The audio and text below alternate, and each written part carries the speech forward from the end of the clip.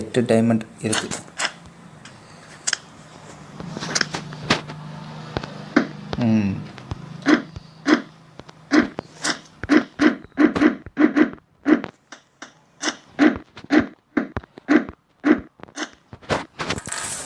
அவ்வளோதான் ஃப்ரெண்ட்ஸ், நம்ம வந்துட்டு கேமை ஃபினிஷ் பண்ணிட்டோம். இந்த கேம் நீங்களும் விளாண்டு பாருங்கள், நல்ல செம்ம என்டர்டெயின்மெண்ட்டாக இருக்கும். அதாவது ஃபஸ்ட்டு அந்த ரைட் சைடு இருக்கிற அதாவது ஹிடனாக இருக்கிற காட்சை மட்டும் உங்களால் முடிஞ்ச அளவு எப்படியாச்சும் எடுத்துட்டாலே போதும். நீங்கள் ஈஸியாக இந்த கேமில் வந்துட்டு சக்சீடாக வின் பண்ணிடலாம்.